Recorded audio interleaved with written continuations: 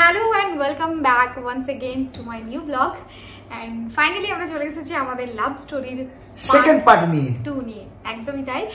আজকের দিনে যেটা সেটা হচ্ছে যে এক বৈশাখে দেখা হলো দুজনার, জ্যৈষ্ঠতে হলো পরিচয়, সামনে আষাঢ় মাস মন তাই বলছে কি হয় কি হয় কি জানি কি হয়।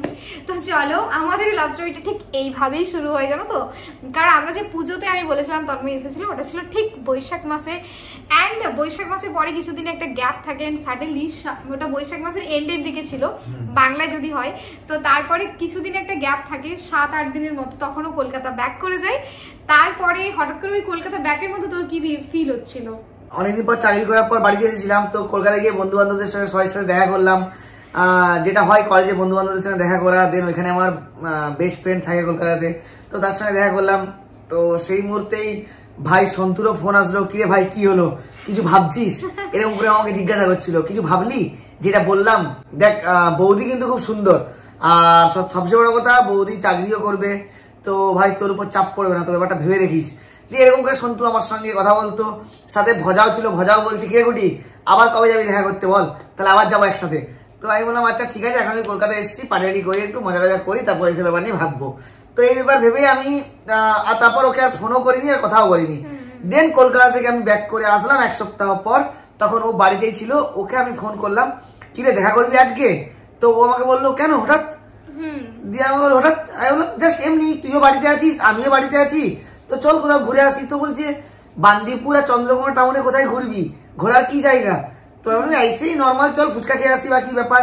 তো আমাকে বলছে না, ও আমি বলে দিই, আমি পুরো স্ট্রিক্টলি ওকে বলে দিই না যে আমি বাড়িতে আছি এরকম। আর হচ্ছে তোর সঙ্গে আমি 1 সপ্তাহ আগে দেখা করলাম, তো দেখা করার কোনো প্রশ্নই ছিল না। তারপরে হঠাৎ করেই যেটা ও করে সেটা হচ্ছে যে আমার বাড়ির সামনে চলে আসে, তারপরে আমাকে ফোন করে বলছে, বাড়ি থেকে একটু দূরেও দাঁড়িয়েছিল, মানে হবে ওই 5-7 মানে 2 কিলোমিটার দূরে বাড়ি থেকে, যেখান থেকে অটো ধরে সেই চওড়াটাতে ছিল দাঁড়িয়ে।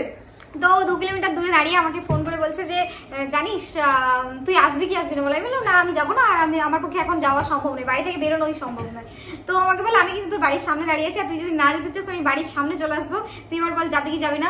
আর আমি বললাম না ঠিক আছে যাবো না। আবার মেসেজ করছে, আবার ফোন করছে, continuously phone. And he is like কি তুই যদি না দেখা করিস আমি আজকে এখান থেকে যাবো না, ঠিক আছে, এরকম জোর জবরদস্তি।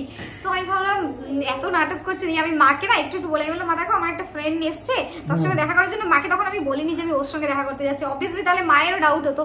তো আমি ওকে বললাম দেখা করার জন্য বলছে। আমি এবার দেখো তখন আমরা অলরেডি অনেক বড় হয়ে গেছি, যে যার নিজের ক্যারিয়ারে ফোকাসড, তখন বাবা মার অতটা টেনশন থাকে না, বাবা কনফিডেন্স ছিল প্রথম থেকেই। বল এরকম করে বললো, তারপর আমাকে দেন বললো যে আমি আসছি, তুই ওয়েট কর।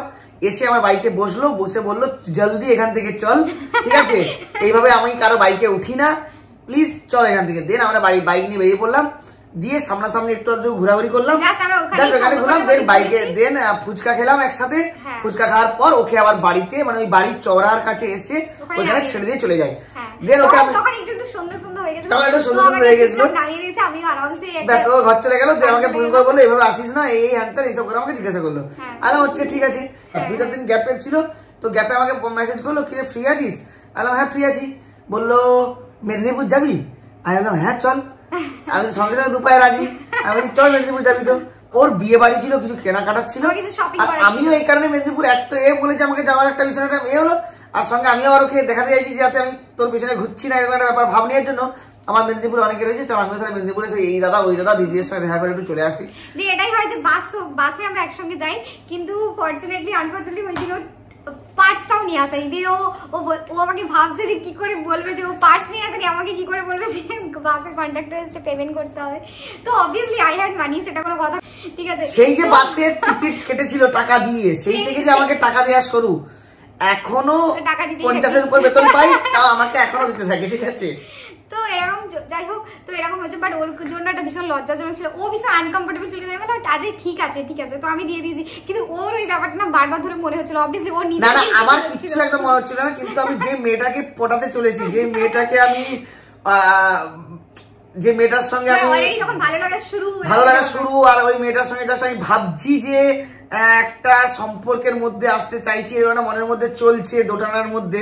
তো সেইখানে টাকা নেই, পকেটে টাকা নেই, মানে ও আমাকে বলেছে আমি একজনের বাইকে করে চন্দ্রকোনা টাউন চলে এসেছি, বাসে করে মেদিনীপুর গেলাম। দেন মেদিনীপুরে এক পাশে সিটে বসলাম, দেখতে পাচ্ছি এরকম হেলদি ফিগার।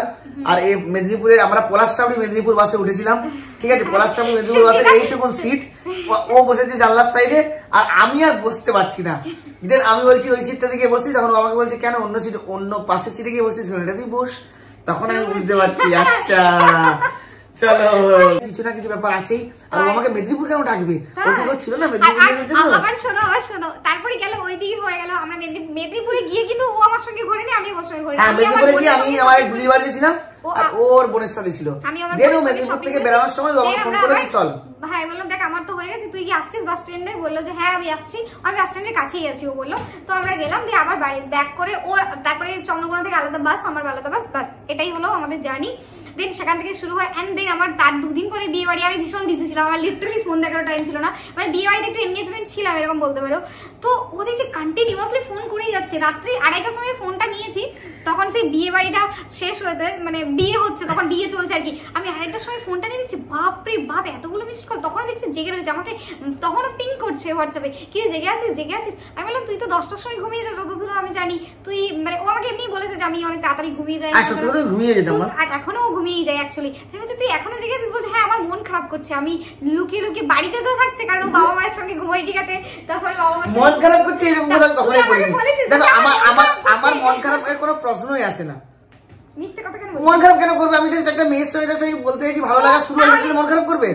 আমি ওকে এটা বললাম, আমি 2টোর সময় খেলা দেখছিলাম, সত্যি কথা বলছি শোনো, আমি খেলা দেখছিলাম রিয়াল মাদ্রিদের, ঠিক আছে, শোনো আমি রিয়াল মাদ্রিদ, ও এখন কোনটা ঝুট কোনটা, আমি রিয়াল মাদ্রিদ খেলা দেখছিলাম, খেলা দেখছিলাম, খেলা কিন্তু আমি মেসেজ করে দেখি জেগে কিনা দেখি, ও তো বিয়ে বাড়ি বলছিল, ও বিয়ে বাড়িতে গেছে মানে ও হচ্ছে জেগে থাকবেই। তো ও আমার রাত্রিবেলা মেসেজ দেখে ও পাগল, ভাবছে ছেলে কোথায় জেগে আছে আমার জন্য। কিন্তু আমি ওকে বলছি দেখ আমি তোর কোথায় ভাবছিলাম, জাস্ট কিছু একটা হচ্ছে তার জন্য। কোনো অসুবিধা আমি মিজোরামে যে কোম্পানিতে জব করতাম সেই কোম্পানির ছাড়া আমি একটা ইন্টারভিউ দিয়েছিলাম ঝাড়খণ্ডের রাঁচিতে গিয়ে, সেই কোম্পানিতে আমি একটা সিলেক্ট হলাম। আমার কল আসলো হায়দ্রাবাদে, আমাকে হায়দ্রাবাদ যেতে হবে। তো আমার রিক্রুটমেন্ট হায়দ্রাবাদে, আমার ইন্টারভিউ হয়ে গেছে রাঁচিতে, কিন্তু আমার হায়দ্রাবাদে জয়েনিং ছিল। তো আমি ওকে বললাম এরকম এনসিসি বলে একটা কোম্পানিতে আমার হয়েছে, তো এনসিসির কোম্পানির নাম শুনে ভীষণ একটা খুশি হয়ে গেল, ব্র্যান্ডেড কোম্পানি।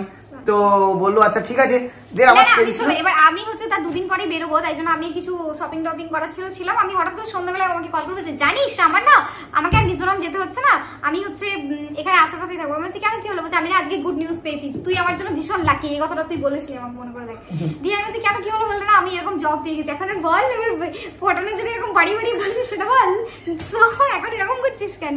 তো তারপরে এইভাবেই হয় যে ও যায়, তারপর তার 2-3 দিন পরে ওর হায়দ্রাবাদে জয়েনিং আসে, তখন কনফার্মেশন চলে এসেছিল, 2-3 দিনের মধ্যে ওকে জয়েন করতে হতো।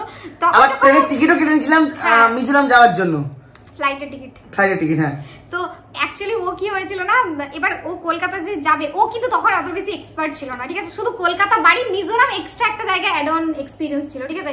তখন আমি ওর থেকে অনেক বেশি smart, and he was like কি লাল্লুসা ছিল, ঠিক আছে। ফাইলের এক্সপিরিয়েন্স পুরোপুরি আমি তোকে এক্সপোজার দিয়েছি, সেটা গোটা গ্রামে আমি গোটা চারদিকে কাজ করে বেড়াচ্ছি, আমি তোর কাছ থেকে শিখেছি। কিন্তু প্রথম ইনিশিয়াল ফেজে আই ওয়াজ দেয়ার, যখন তুই একদমই স্মার্ট ছিলিস না, ঠিক আছে। তো যাই হোক আমরা হচ্ছে আসি, তারপরে ও হায়দ্রাবাদ জয়েনিং করতে যায়, আমি কলকাতায় সেদিন দিদি বাড়িতে গেছিলাম, সেখানে ছিলাম। তো কলকাতা এইভাবে ওর সঙ্গে আমি কলকাতা যাই। তো কলকাতা যাওয়ার সঙ্গে হয় প্রথম যে ফেজটা সেটা শুরু হয় হায়দ্রাবাদ থেকে। যেদিন রিটার্ন করছি, আমি পোস্টিং পেলাম আসানসোলে, হায়দ্রাবাদ থেকে আমি রিটার্ন করছি, যেদিন আমার ট্রেন এসে সন্ধ্যা 6টার সময় ঢুকবে, আর ওর হচ্ছে রাত্রি 11টায় চণ্ডীগড় বেরাবে। না আমার হচ্ছে 9টার সময়, রাত্রি 9টায়। তো আমাকে বলছে দেখা কি আর আমাদের হবে? তখন আমি বলছি কেন হবে না, অবশ্যই হবে। ব্যাস তখন দুজনের মধ্যেই একটা ভালো লাগা শুরু হয়ে গেছে। তো ও আমাকে বলছে ঠিক আছে আমি হাওড়া স্টেশনে ওয়েট করছি, আমি ওকে বলছি তুই ওয়েট কর, তোরও ট্রেন লেট থাকবে, আমি এসে ঢুকে যাবো। একদম কোইন্সিডেন্টলি বলো যাই বলো, আমি এসে হাওড়া স্টেশনে নামলাম, নেমে ও দেখলাম আমার জন্য ওয়েট করছে। দুজনে আমরা গঙ্গার ঘাটে গেলাম, হাওড়ার গঙ্গা ঘাট, সেখানে আমরা জেটি ঘাট, ওইখানে গিয়ে খাওয়া দাওয়া করলাম, একসাথে ঘুরলাম। ওকে আমি কেক টেক কিনে দিলাম, একটু টাইম ছিল। ও বলছে আমার বন্ধুরা চলে এসেছে, তো তুই চলে যা, ঠিক আছে আবার পরে দেখা হবে, ফোনে কথা হবে। এই করে ওকে আমি টাটা বাই বাই করে দিয়ে আমি চলে আসলাম বন্ধুদের মেসে, আর ও চণ্ডীগড় যাওয়ার জন্য ট্রেনে উঠে বললো। একদম আমি চণ্ডীগড় অ্যাকচুয়ালি গেছিলাম, আমার কিছু পেপার প্রজেক্ট সাবমিট করা ছিল, তো এইসব সাবমিট করে দিয়ে আমি আবার কয়েকদিনের মধ্যে রিটার্ন করি। আর সেই সময় আমি দিল্লিতে 7টা অফার লেটার পাই, কিন্তু তারপরে কলকাতার একটা জব পাই সঙ্গে সঙ্গে। আমার মানে মাও বলছিল, একটু ফোকাস করছিল যে বাড়ির সামনে হলে ভালো হয়। মায়ের একটা হয় যে এত বছর ধরে বাইরে রয়েছে, তারপরে আরেকটা ব্যাপার ছিল যে এখান থেকে ভালো লাগা শুরু হয়েছে, তো ও যেহেতু ওয়েস্ট বেঙ্গলে আছে তো আশেপাশে হলে ভালো লাগবে। তো এগেন আমি কলকাতায় এসে দেখি, এবং কলকাতায় ফরচুনেটলি 1-2 দিনের মধ্যে আমার একটা কোম্পানিতে জব পাই। জব পেয়ে যায়। তো চণ্ডীগড় থেকে ট্রেনে করে উঠে আমি ওকে বলি যে কলকাতা চলে আয়, কেন দূরে থাকবি, বাবা মাও যখন বলছে। দেন ও চণ্ডীগড় থেকে ট্রেনে ওঠে, আর ট্রেন আর ফরচুনেটলি আসানসোলের উপর দিক দিয়ে যায়। সেদিন ছিল রোববার দিন সকাল, তো রোববার দিন ও সকাল 9টার সময় এসে আসানসোলে নামে। আমি ওকে তখন আমি আসানসোলে থাকতাম, ওকে আমি আসানসোল থেকে নেওয়ার পর আমার অফিসে নিয়ে যাই। ও অফিসে আমার ফ্রেশ ট্রেশ হয়, দেন আমরা আসানসোল থেকে বাস ধরে মেদিনীপুর আসি বাড়ি। দেন বাড়িতে আসার পর সন্ধ্যাবেলা আবার একসাথে ঘুরতে যাই, একসাথে ঘুরি। দেন সোমবার দিন আমি আবার সকালবেলা বেরিয়ে চলে যাই অফিস আসানসোল। তো এগেন আমি তখন কলকাতায় অলরেডি তার সেই সপ্তাহের এন্ডের দিকে আমি জয়েন করি কলকাতাতে। অ্যান্ড জয়েন করার সঙ্গে সঙ্গে অবভিয়াসলি এটা ছিল কসবার আশেপাশে এরিয়া। অ্যাকচুয়ালি রুবি থেকে হতো 10 মিনিটসের ওয়াকিং ডিস্টেন্স আমার প্রথম যে কোম্পানিটা ছিল। তো সেখানে গিয়ে আমি জয়েন করি। তো যেহেতু ওটা ওই এরিয়া আর গড়িয়াটা তন্ময় চিন্তা, বিকজ আমার কলকাতা সম্বন্ধে কোনো এক্সপিরিয়েন্সই ছিল না।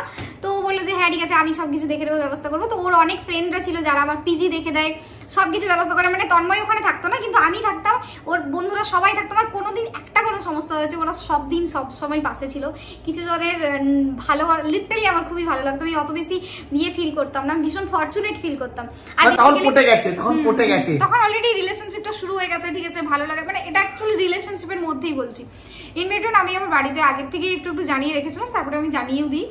আর তারপর এরকম ভাবে আমরা 5 মাস পুরো কলকাতায় থাকি, তখন রিলেশনশিপটা আরো ভালো হয়, ঠিক আছে। ও আসতো উইকেন্ডে, তো অবভিয়াসলি প্রতিটা উইকেন্ডে আমি ঝগড়া করতাম যে আয় একদিনই ছুটি থাকতো আমার সানডে। মানে একটা উইকেন্ডে যদি না আসতাম এত বেশি ঝগড়া করতো যে তোর জন্য আমি কলকাতায় আসলাম, তুই কেন আসছিস না। হ্যাঁ, এরকম কলকাতায় যেতাম, যে একটা বন্ধু ছিল তার বাইক নিতাম, বাইকে করে কলকাতায় যেতাম, ঠিক আছে। ওই সব সময় মানে তন্ময় তো বন্ধুরা তখন ছিলই, সবাই তখন ছিলই সেখানে আশেপাশে।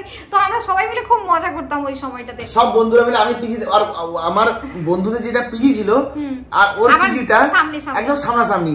রাত্রেবেলা মানে ওকে যদি চিৎকার করে ডাকা যেত শুনতে পেত। রাত্রি 12টা অবধি আমরা এদিক ওদিক জানলা থেকে ও রাগাতো, একে এ করতো। আমরা মনে কলকাতায় গিয়ে ওদের বাড়িতে মেসে রান্না হলো, ওদের মেসে রান্না হতো, সমাবেশ রান্না নিয়ে এসে একে পৌঁছে দিত খাবার। এইভাবে আমাদের ভীষণ কলকাতায় আমরা গড়িয়াতে ভীষণ এনজয় করেছি, একসাথে থেকেছি সবাই, একদম ভীষণ এনজয় করেছি। ইন বিটুইন আমি একবার তন্ময় একবার আমাকে ওর বাড়িতে নিয়ে যাই। সেই সময় শুধু তন্ময়ের মা বাবা ছিল, দাদা বৌদি এরা কেউ ছিল না। ইয়েতে ছিল কি বলে না, তো এটা দীপাবলির সময়। হ্যাঁ, দীপাবলির সময় এই সময় আমরা যাই, আমি ওর বাড়িতে প্রথমবার যাই। তো ও আগেই ওর বাবা মাকে বলে রেখেছিল, তো অ্যাজ ইউজুয়াল। বাট আমি যখন প্রথমবার ওর বাড়িতে গেছি, তন্ময় বলছে তুই কিন্তু কুর্তি পরে আসবি, ঠিক আছে, বারবার আমাকে বলছে। হ্যাঁ ঠিক আছে, জিন্স পরে আসিস না, প্রথমবার বাবা মা দেখবে জিন্স পরে ভালো লাগবে না। আমার গ্রামের দিকে অবভিয়াসলি এরকম একটা ব্যাপার। তো ঠিক আছে, আমি গেছি। এবার ও কি করেছে, আমাকে গিয়ে, মানে এটা সবচেয়ে টুইস্টিং পার্ট, জানো, প্রথমবার আমি ওর বাড়িতে গেছি, আমি কাউকে অবভিয়াসলি আগে চিনতাম না। ও সবকিছু বলে রেখেছে, সব ঠিক আছে, কিন্তু তারপরেও ইটস লাইক আমি বসে আছি, ওর মা এমন ভাবে দেখছে, এরকম দেখে ও বাড়ি থেকে বেরিয়ে চলে গেছে, ঠিক আছে। অ্যান্ড বাবা ওখানে বসে আছে, মা এখানে বসে, যা মা না ঠিক জাস্ট চশমাটাকে এইভাবে নামিয়েছে, ঠিক আছে, আর এইভাবে দেখছে, ঠিক আছে, দেখেই যাচ্ছে আমাকে কন্টিনিউসলি। মা আমার মাথা থেকে পা অব্দি স্ক্রুটিনি করছে। আমি হাসছি, কিন্তু আমার মনে মনে আমার ভয় লাগছে, ঘাবড়াট হচ্ছে, টেনশন হচ্ছে। আমি ভাবছি এই ছেলেটা এখানে কোথায় থাকবে না, ও আশেপাশে নেই। মানে বিশ্বাস করবে না, 2 ঘন্টা অব্দি ও আসেনি। তন্ময়ের মা আমাকে হাজার কোয়েশ্চেন, এটা ওটা সেটা, বাড়ি কি পড়ো, এই ওই হেনা তেনা। আমার ছেলেটা মাধ্যমিকের পর থেকে একটু পড়াশোনা করলো, না হলে আমার ছেলেটাও কোথায় না কোথায় পৌঁছে যেত, ঠিক আছে। দেন বাবা ইজ লাইক স্টার্টেড, আচ্ছা বনশ্রী তোমার রেজাল্ট কেমন ছিল, কি হেনা তেনা, এইসব সবকিছু জিজ্ঞেস করে 2 ঘন্টা আমি ওর বাবা মার সঙ্গে গল্প করেছি। আর in that moment he was not there. এবার আমাকে যখন ও বাড়িতে দিতে যাবে, তখন আমাকে বলছে না আমি তোকে বাড়িতে দিতে যাবো না। আমি বলছি কেন, বাড়িতে তো আমাকে দিয়ে আসবি, চল বাড়িতে থাকবো, এরকম একটা ব্যাপারটা তো খুব মানে ডিফিকাল্ট ছিল অবভিয়াসলি। তো বলছেন না না আমি তোর বাড়িতে তোকে দিতে যাবো না, তুই আজকে আমাদের বাড়িতেই থাকবি। বললো যে মা আজকে আমি যেতে পারবো না, বন্ধুর বাড়িতে থেকে যাচ্ছি। তো আমার মা বাবা বললো ঠিক আছে দিয়ে। আর এমনিতে ও যখন এরকম বারবার বলছে যে থেকে যাও থেকে যাও থেকে যা, তখন মা বলছে যে হ্যাঁ তুমি আজকে থেকে যাও না, কি আছে, তুমি তো আমাদের সঙ্গে থাকবে, কি আছে, কি এসে যায়, এরকম বললো। তারপরে আমি আমার মাকে জিজ্ঞেস করলাম, বাবাকেও জিজ্ঞেস করলাম, তো বললো যে হ্যাঁ ঠিক আছে থেকে যাও। তো এইভাবেই থাকা হয়, মানে আমি ওদের বাড়িতে প্রথমবার রাত্রে থাকি। এন্ড এইভাবেই পুরো সম্পর্ক শুরু হয় আমাদের রিলেশনটা। দেন ওর বাড়ির সঙ্গে আমি কথা বলা শুরু করি, ওর বাবা মা আমার সঙ্গে কথা বলা শুরু করে। কলকাতা ওর বাবা বুঝে যায় কলকাতা কিসের জন্য আসা ওর অ্যাকচুয়ালি।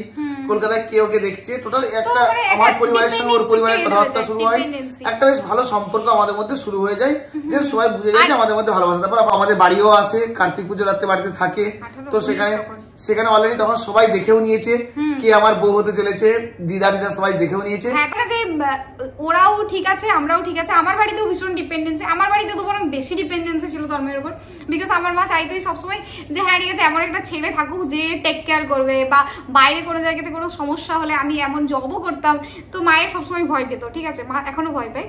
তো মায়ের মনে হয় রাত্রে ট্রাভেল করছে, এখানে যাচ্ছে ওখানে যাচ্ছে, তো একজন কেউ থাকুক যে খবর নেবে আমরা ছাড়া। তো সেই জন্য মায়ের তন্ময়কে বরাবরই ভালো লাগতো, ঠিক আছে, প্রথম থেকেই মায়ের খুবই ভালো লাগে, আর বাবারও সেটাই। তো বাবা মায়ের কোনো সমস্যা ছিল না। তো এইভাবে আমাদের ফেজটা চলতে থাকে। আমরা প্রায় 1 বছর ভালো করে ডেটিং করেছি, আমার বাড়ি বলো ওর বাড়ি বলো, খুব ভালো করে ঘুরেছি, এনজয় করেছি। অ্যান্ড দেন নেক্সট পার্ট হচ্ছে টুইস্ট। এতটা স্মুথ যতটা বললাম ততটাই আমাদের লাভ স্টোরি ছিল না। এরপরে যে পার্টটা সেটা ছিল অ্যাকচুয়ালি টুইস্টে ভরা, যার জন্য আমরা পালিয়ে যেয়ে বিয়ে করতে বাধ্য হয়েছিলাম। অ্যাকচুয়াল টার্ন, টুইস্ট আর কি কি রয়েছে সেই সব কিছু জানার জন্য টিল ওয়েট করো থার্ড পার্টির জন্য। So thank you so much, thank you everyone এত ভালোবাসা দেওয়ার জন্য, সাপোর্ট করার জন্য। So please do subscribe, do support us. দেখা হবে আবার নতুন একটা ব্লগে। Till then bye, thank you so much, love you everyone.